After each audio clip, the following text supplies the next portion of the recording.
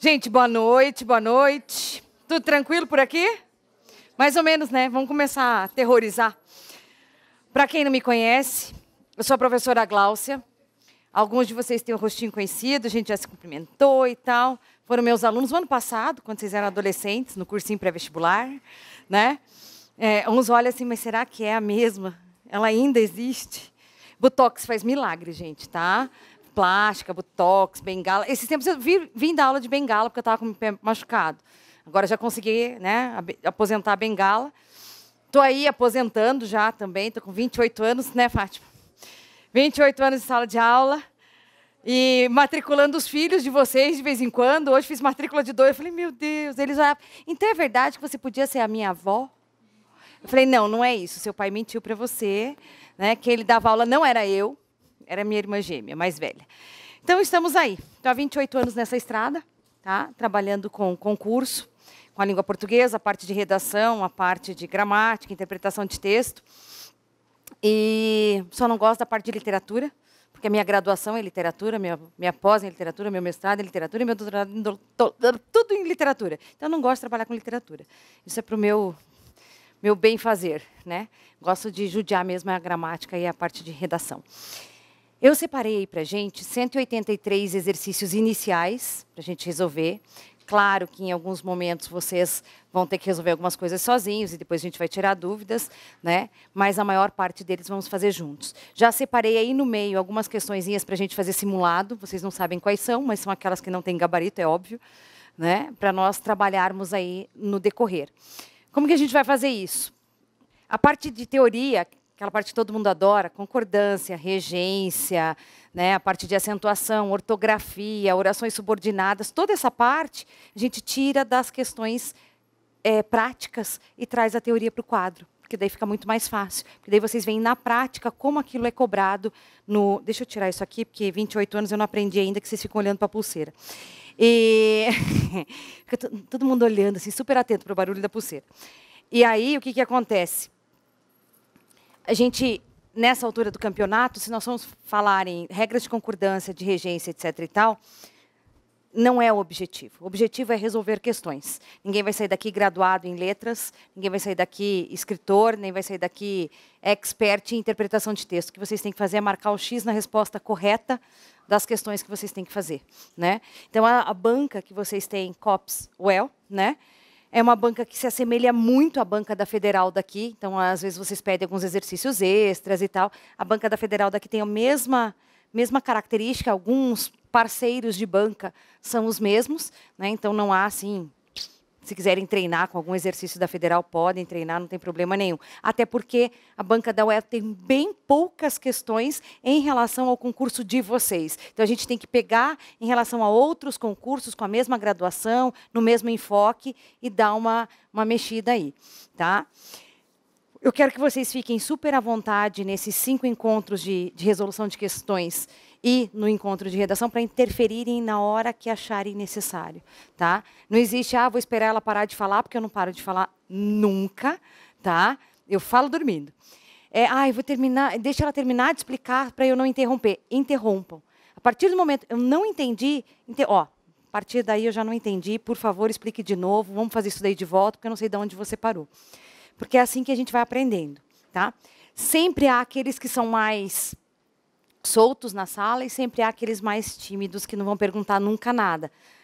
Se ficar com vergonha de perguntar, embora vocês tenham que ser sem vergonha nessa altura do campeonato, depois me procure, depois eu deixo o WhatsApp, vocês podem tirar dúvida à vontade.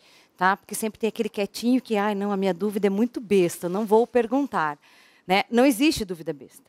Às vezes um pergunta e o outro, ainda bem que ele perguntou, porque era a dúvida de todo mundo. Tá? Então, falem, não tem problema nenhum. Bora.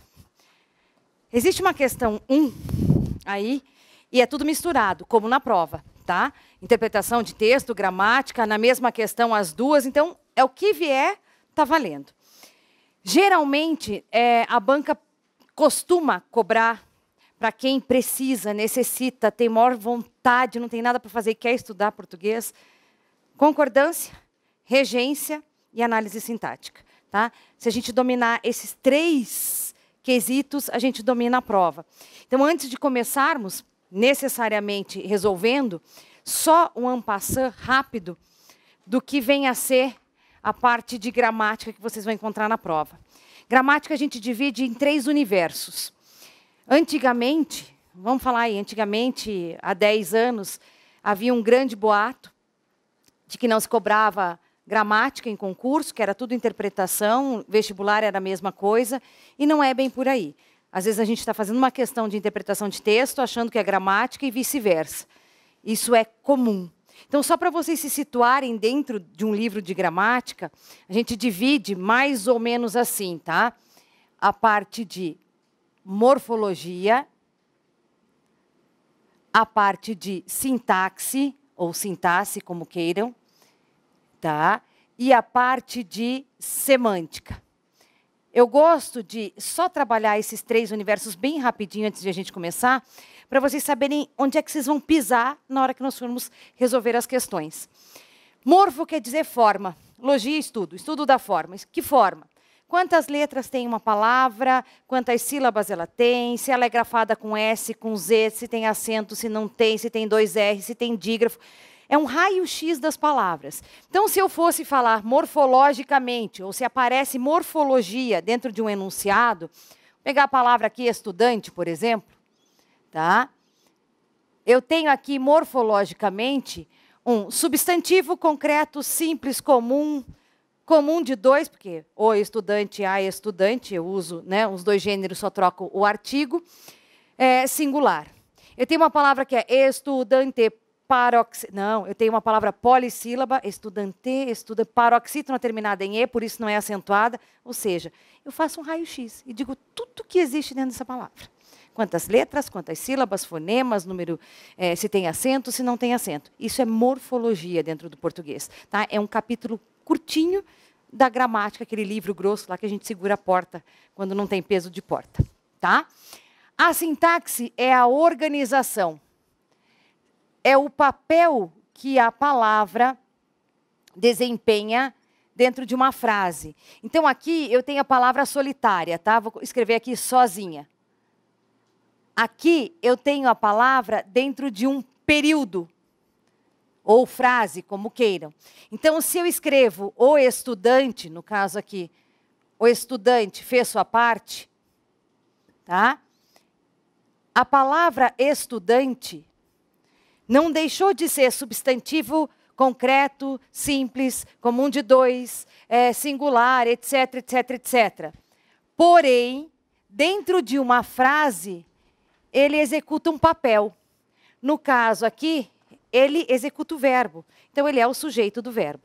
Então, sintaxe vai estudar a organização. Qual é o papel que a palavra executa dentro de uma frase? Nós somos assim. Todos somos seres humanos. Todos. Morreu a história.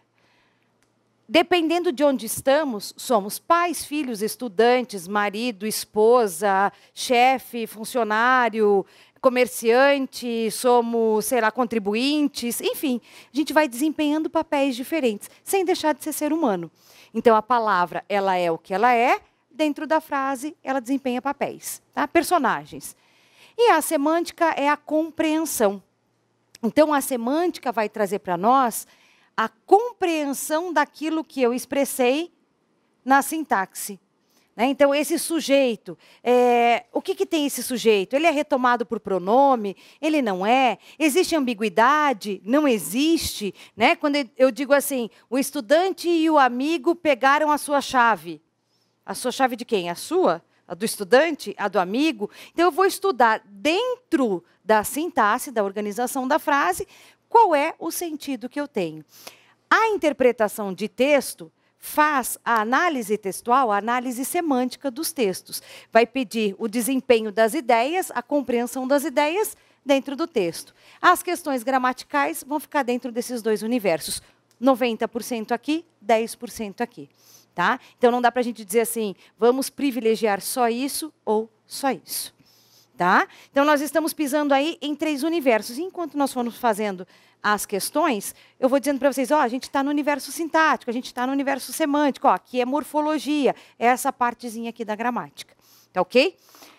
Numa primeira questão que a gente tem ali, aliás, a nossa proposta é resolução de questões, né? Diz o seguinte, a gente vai aquecer, eu vou ajudando a aquecer. Daqui a pouquinho o trabalho vai ser de vocês e depois só meu. Começa, à vontade. Começam os alertas de fim da TV analógica. E aí vem o seguinte.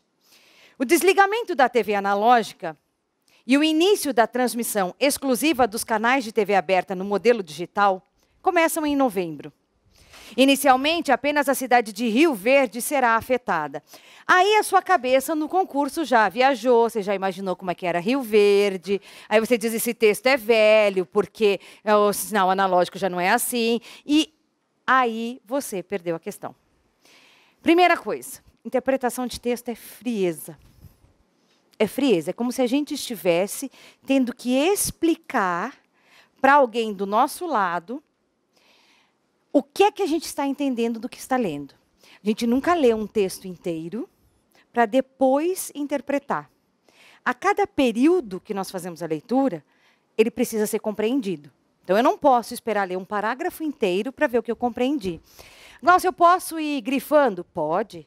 Só que a gente tem um pequeno defeito. Você vai grifando e acaba grifando tudo. Tudo é importante no texto. Não dá para esquecer nada, tudo é importante.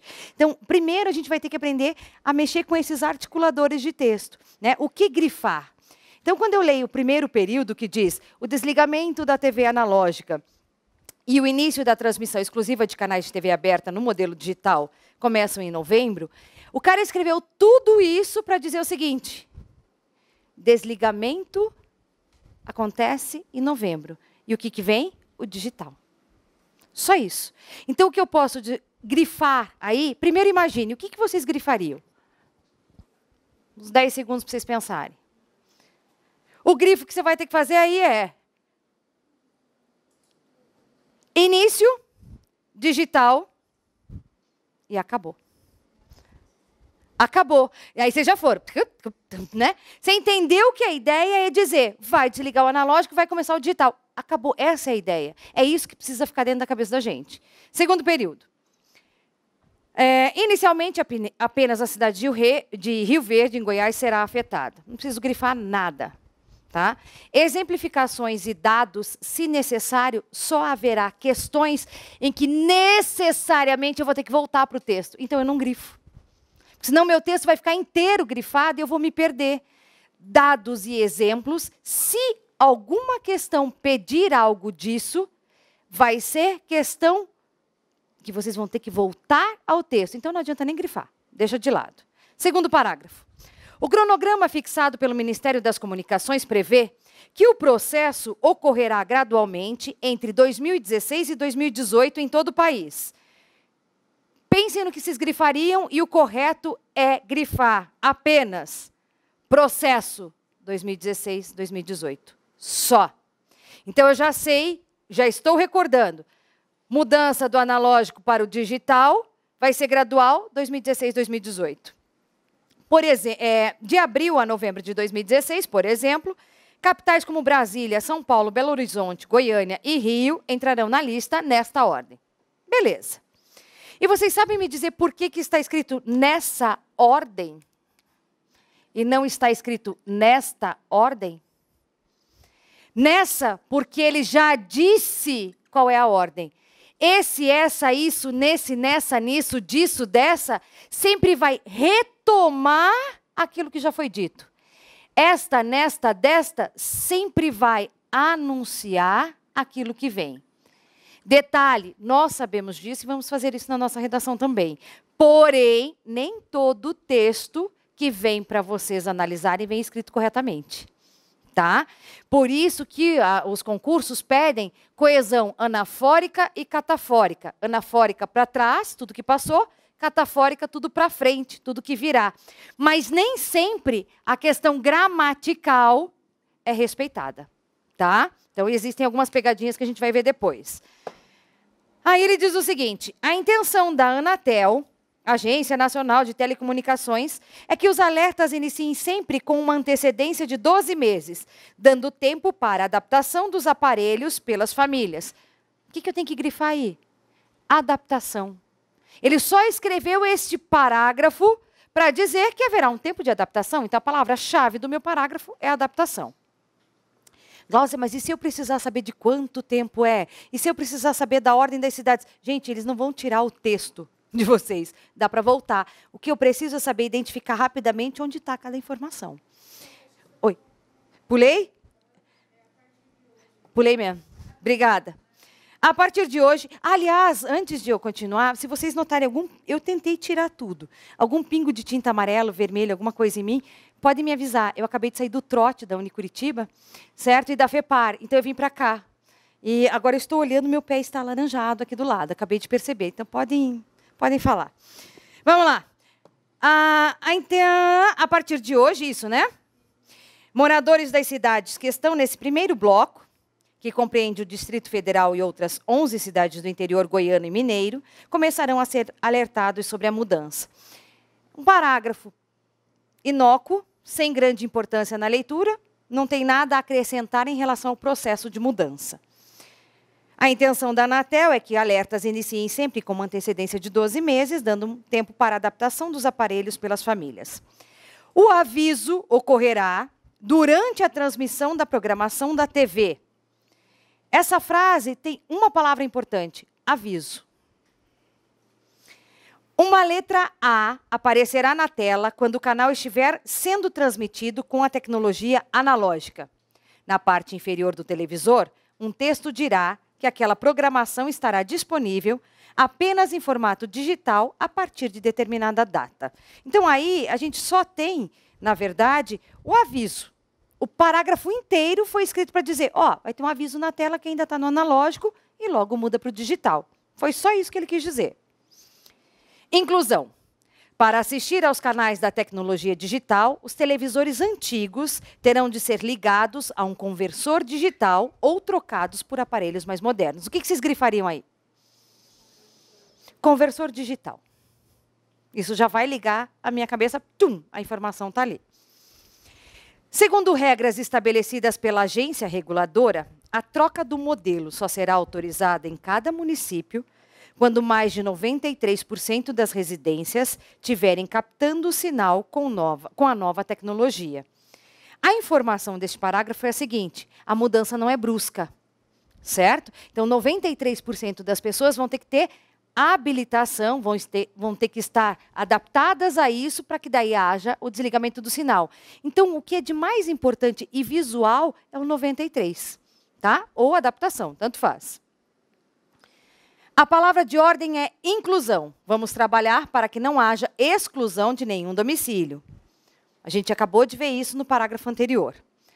Claro que há complexidades nesse processo, mas vamos fazer pesquisas para identificar se há regiões que precisam de políticas específicas para a adaptação da população a serem definidas no momento oportuno, disse o ministro Ricardo Berzoini das Comunicações. Quer dizer, se houver alguma exceção, a gente trata a exceção.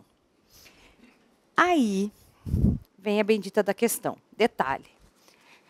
Provavelmente, muitos de vocês fazem assim. Não fazem a leitura do texto, como eu fiz agora, parando, mas fazem uma leitura de texto, vão para a questão, analisam os itens, voltam para o texto. Analisa outro item, volta para procurar no texto. Isso quer dizer que, em 5 questões, vamos supor, sobre o texto, vocês voltaram no mínimo umas 20 vezes para o texto. Detalhe, a gente só presta atenção ao texto, no máximo, até a segunda leitura.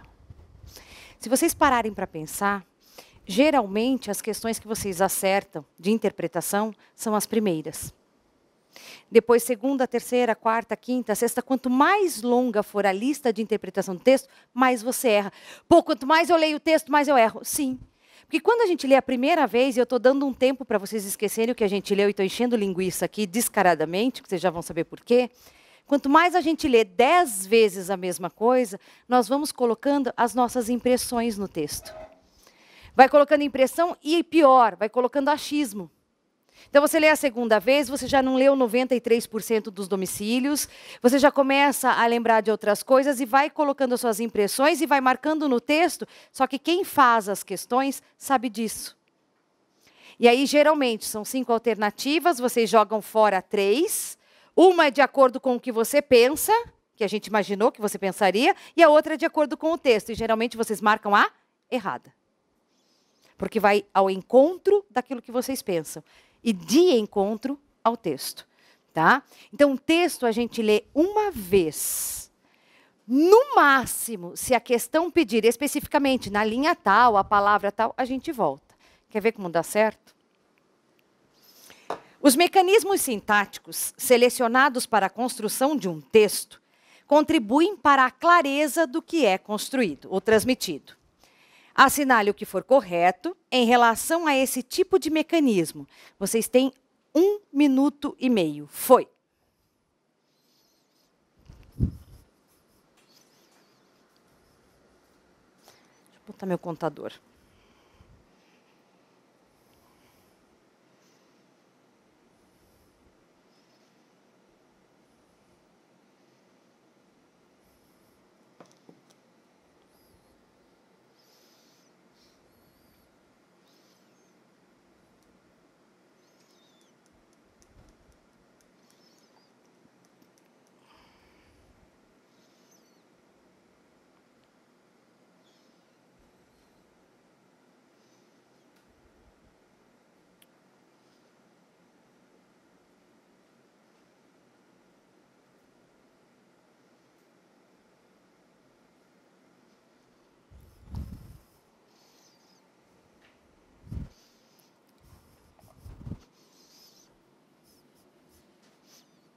A gente já começa pesado com a análise sintática aí, né?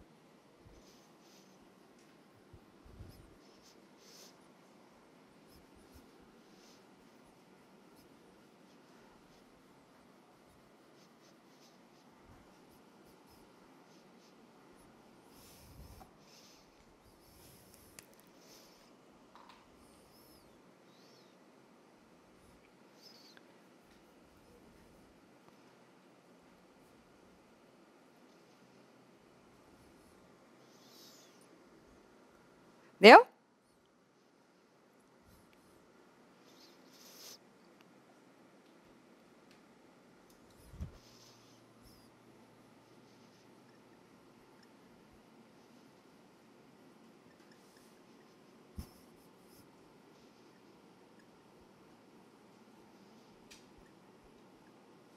Pela Anatel.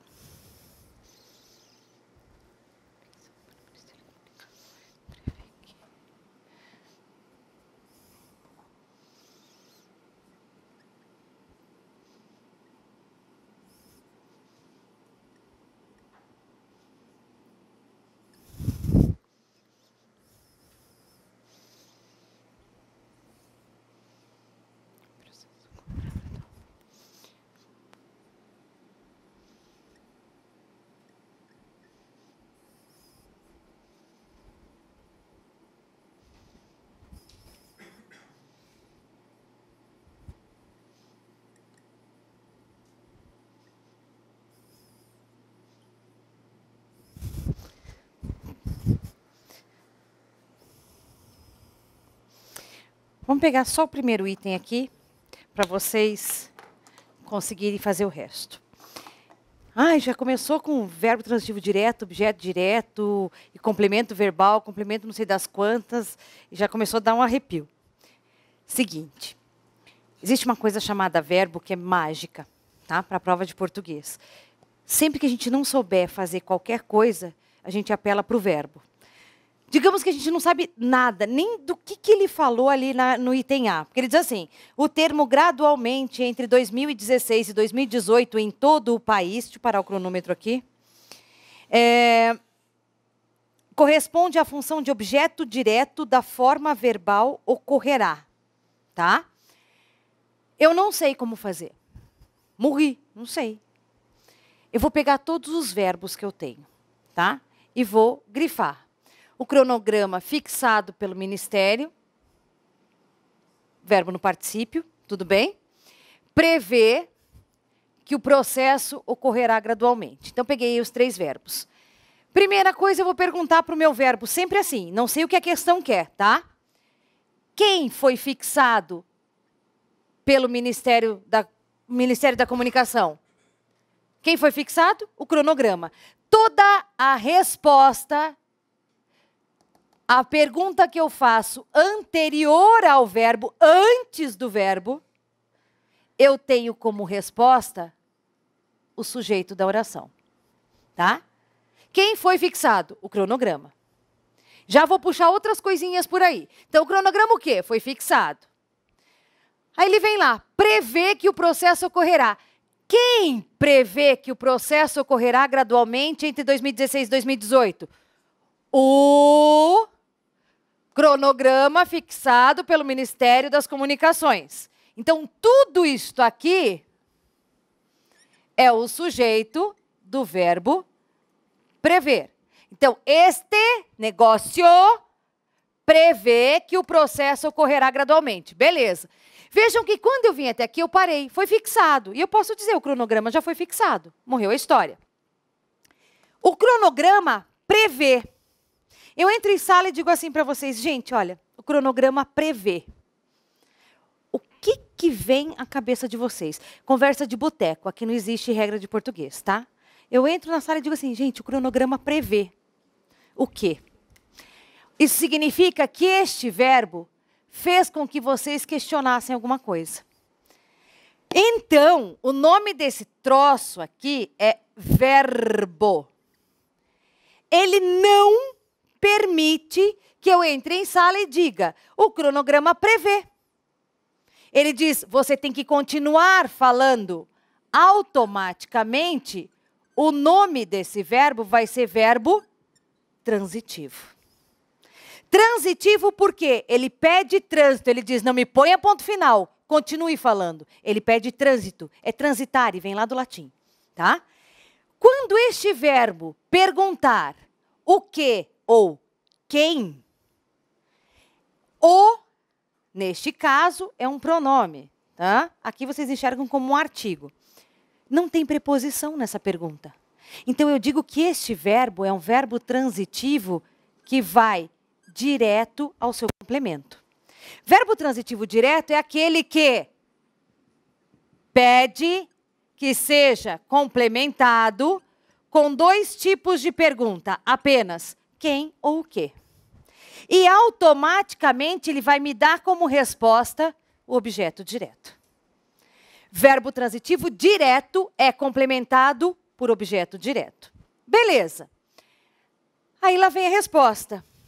O cronograma fixado pelo Ministério das Comunicações prevê o quê? O que ele prevê? O que ele prevê? Que o processo ocorrerá gradualmente entre blá, blá, blá. Ou seja, tudo isto aqui vai ser o objeto direto do verbo prever. Tá? Daqui a pouco eu ponho um pouquinho mais de caraminhola na cabeça de vocês. Até aí tudo bem? É uma sequência de raciocínio. Mas tem um outro verbo lá, ó. Ocorrerá. Vou procurar o sujeito dele. E eu pergunto, o que ocorrerá gradualmente entre 2016 e 2018? O que vai ocorrer? O processo. Este cara aqui é o sujeito do verbo ocorrer. Glaucio, por que não é objeto direto? Eu falei que quando responde a pergunta que eu faço antes, a resposta é o sujeito. Quando responde a pergunta que eu faço depois, a resposta é o objeto.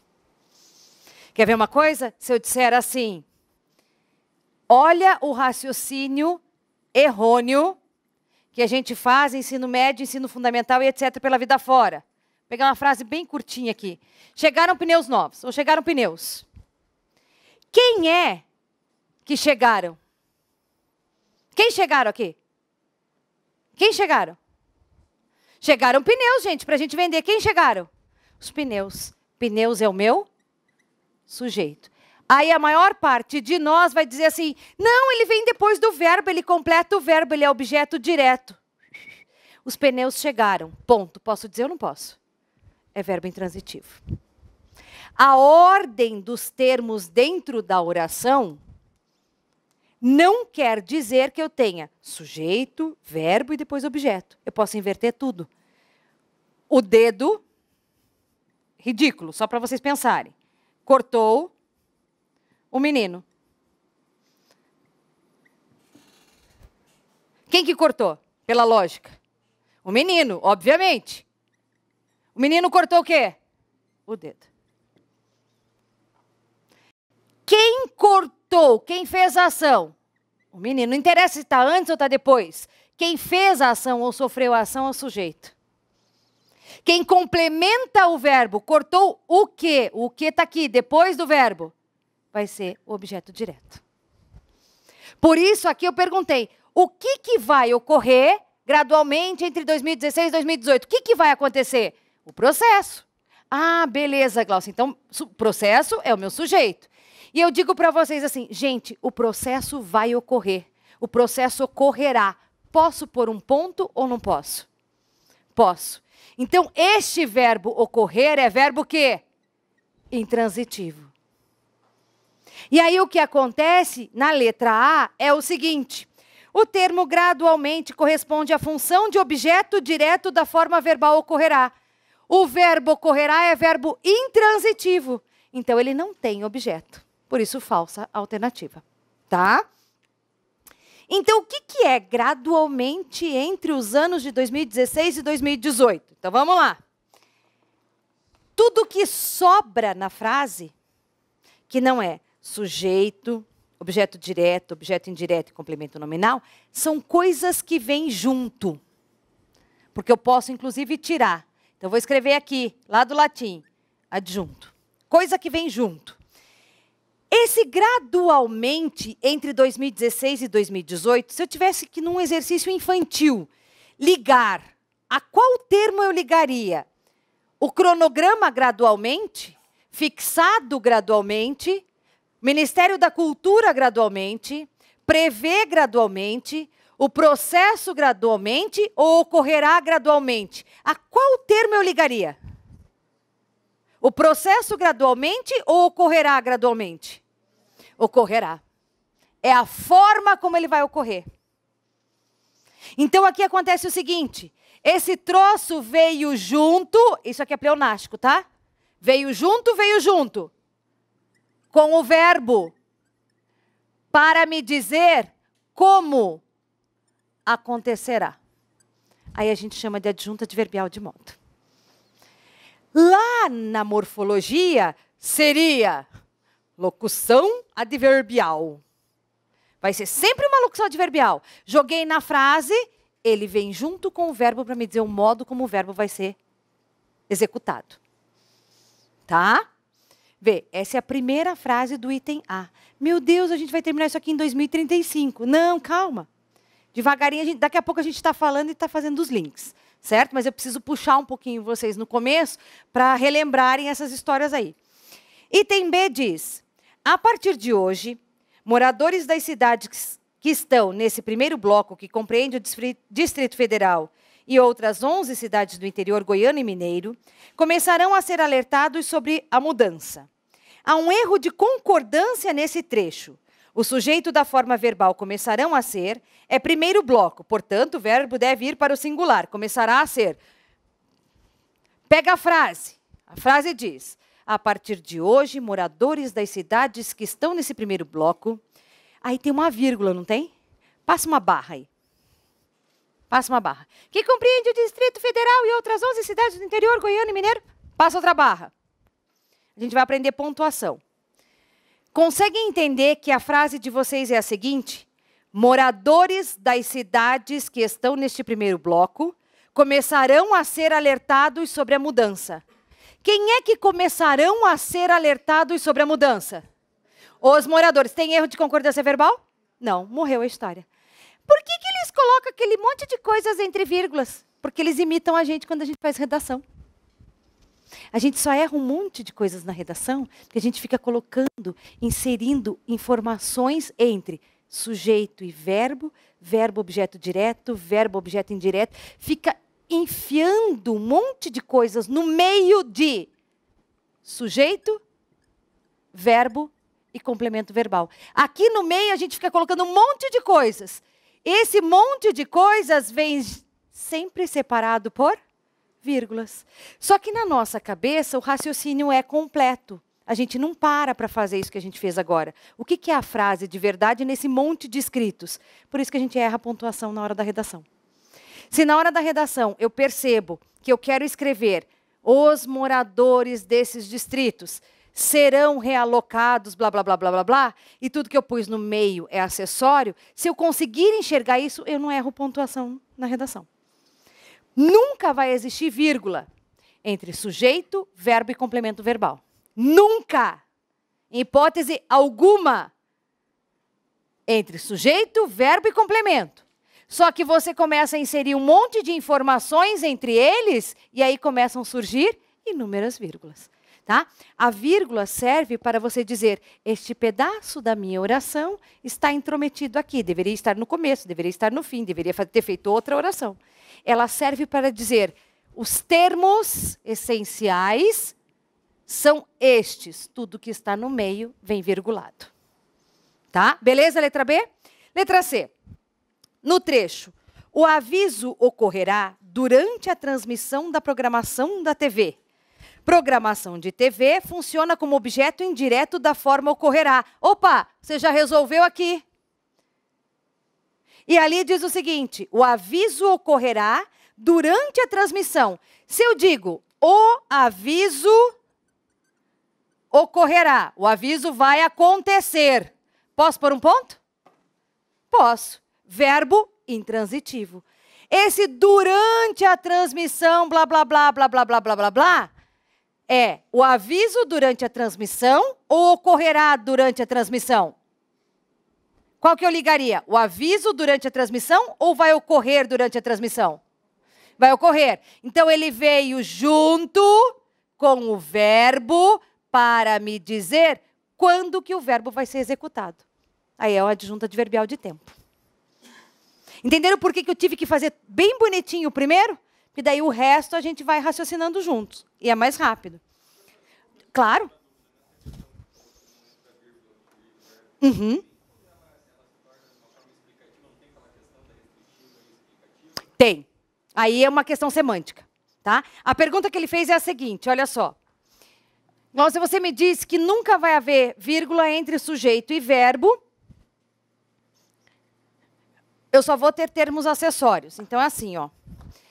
Deixa eu montar um exemplo aqui com o que você me disse. Os alunos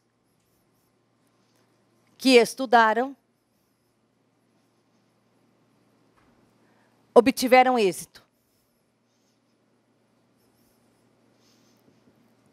Aqui vai ser legal, sabe por quê? Nós vamos pegar morfologia, sintaxe e semântica, tudo ao mesmo tempo. A frase assim, eu tenho morfologicamente artigo, substantivo, pronome relativo, verbo, verbo e substantivo. Sintaticamente, eu tenho um período composto. Que isso? Quando eu tenho mais de um verbo, eu chamo que o período é composto. A frase tem dois. Neste caso aqui, quem obtiveram êxito? Se eu for pegar este verbo para analisar. Não. Os alunos que estudaram não tem vírgula. Significa que tudo isso aqui é o meu sujeito. Aí é que vem a diferença. Tá? Então, quem obtiveram êxito? Os alunos que estudaram. Foram todos? Não. Somente aqueles que estudaram. Se eu colocar vírgula, aí vocês começam a entender oração subordinada adjetiva, explicativa e restritiva. Aí pergunto eu, neste caso, quem é que obtiveram êxito? No caso 2, quem obtiveram êxito? Os alunos. Não pode ser os que estudaram, neste caso. Aqui estou falando de sujeito, calma lá. Quem obtiveram êxito? Os alunos, porque tem uma vírgula. Isso quer dizer que isto não faz parte do seu sujeito. Aí é que vem aquela história lá do ensino médio, que oração subordinada, já explico o que é isso. Adjetiva restritiva é sem vírgula. E a gente decorava e sempre trocava na hora da prova. Sempre fazia o contrário, porque parece que quando tem vírgula dá ênfase. E é exatamente o oposto. Quando tem vírgula, eu tiro a ênfase e jogo fora. Restritiva, só os que estudaram passaram. Aqui, obtiveram êxito. Quem? Os alunos. Todos os alunos obtiveram êxito, todos eles estudaram. Então, ele não faz parte do sujeito. Por isso que vírgula entre sujeito e verbo não existe. Tá? Glaucia, você falou um troço chamado oração subordinada, adjetiva, restritiva, e eu não queria que você tocasse nesse assunto, porque é meu trauma. Tá? Então, assim, só para tentar tirar o trauma auxiliar, o que é uma oração? Qualquer trubisco que tenha verbo. Qualquer escrito que tenha verbo é uma oração. Então, beleza, isso aqui é uma oração, isso aqui é uma oração. Isso aqui é uma oração, isso aqui é uma oração. Se é assim, se eu tenho mais de uma, eu chamo de período composto. Período composto pode ter 2, 3, 4, 5, 10, quantas orações eu quiser. Tá? Então, o período é composto. Existem dois tipos de período composto. Por coordenação, estar ao lado, ou por subordinação, que é de dependência. Eu vou perguntar.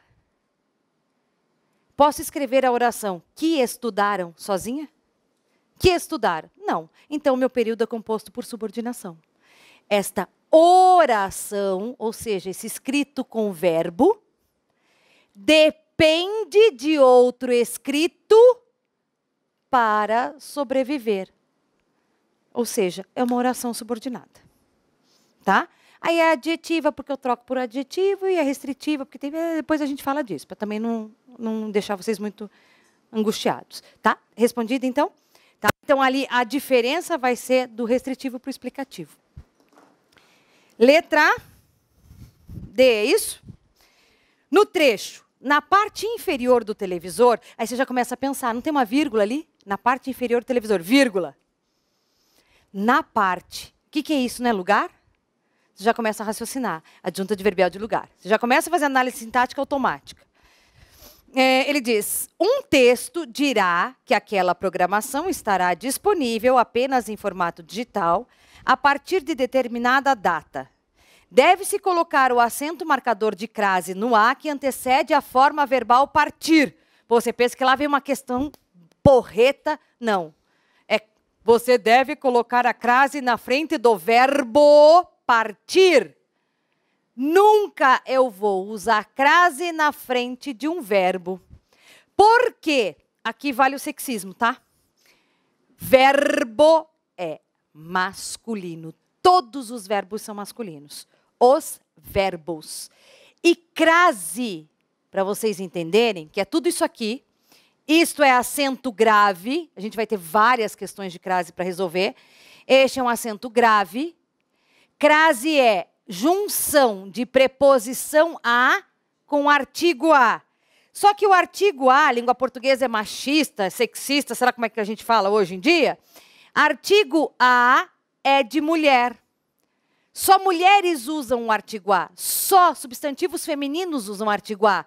Se partir é um verbo, partir não aceita artigo a. Se eu não tenho os dois, eu não tenho crase. Por isso que nunca vai crase diante de verbo. Tá? Então, morreu a letra D. Letra E. Inicialmente, apenas a cidade de Rio Verde, Goiás, será afetada. O agente da passiva está elíptico. Ih, vamos parar. Apenas a cidade de Rio Verde será afetada. Ih, Glaucia, não deu certo. Ó. Eu vou fazer do jeito que você ensinou e não vai dar certo.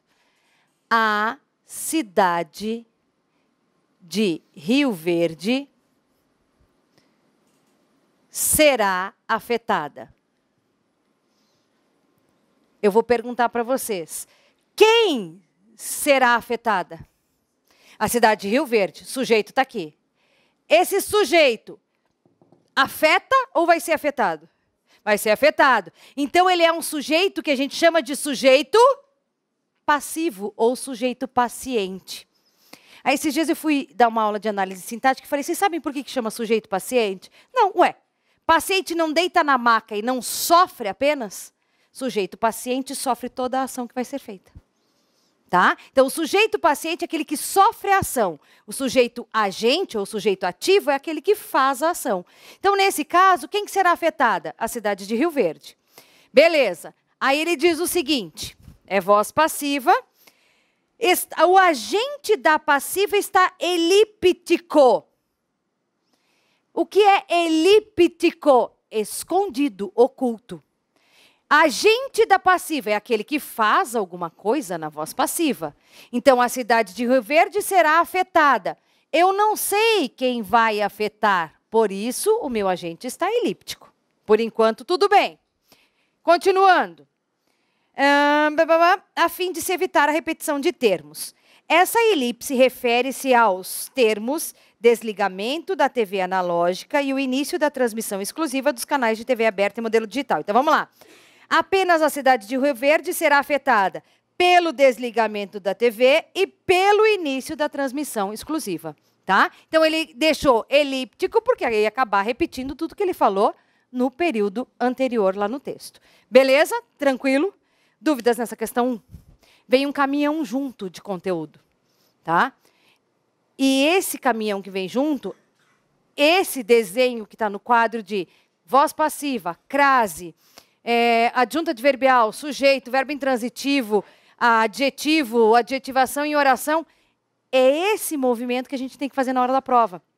E se a gente não fizer aqui, fizer tudo bonitinho, vamos fazer só questões de concordância, agora só as de regência, agora só as de crase, a gente vai ficar bom em resolver questões, mas numa ordem que não é a ordem que a gente vai encontrar na prova. Tá? Questão 2, vamos ver o que vem lá. Leia as frases e verifique o uso da concordância. Aí, gente, concordância. Existem 2 tipos, tá? Existe uma concordância que é chamada de concordância verbal e uma concordância que é chamada concordância nominal. Então, para a gente não perder tempo, vamos pensar o seguinte. Concordância é estar de acordo. Se eu vou falar em concordância verbal, ele diz aí concordância, ele não fala qual. Mas se eu for falar em concordância verbal, eu tenho que ter na minha cabeça, obviamente, o verbo. E lá veio eu de novo, não sei resolver a questão, eu vou para o verbo. A concordância, ela acontece da seguinte forma. Concordância pode ser verbal ou ela pode ser nominal. Verbal, você vai lembrar o seguinte, verbo. O verbo se relaciona com um termo dentro da oração, que é o sujeito. Então, aqui, a concordância é entre sujeito e verbo. Raciocina comigo, deu branco em tudo. Se eu mudar o sexo do sujeito, o verbo muda? Não. O menino andou, a menina andou. Os meninos andaram, as meninas andaram. Então, não é uma relação de concordância de gênero. Aqui é uma relação de concordância de número, ou seja, sujeito no singular, verbo no singular. Sujeito no plural, verbo no plural. E morreu a história. A concordância nominal, os nomes, artigos, substantivos, adjetivos, pronomes, e eles vão variar em número também, mas eles vão variar em gênero. Então, aqui eu tenho que concordar gênero e número. Singular com singular, plural com plural, feminino com feminino, masculino com masculino.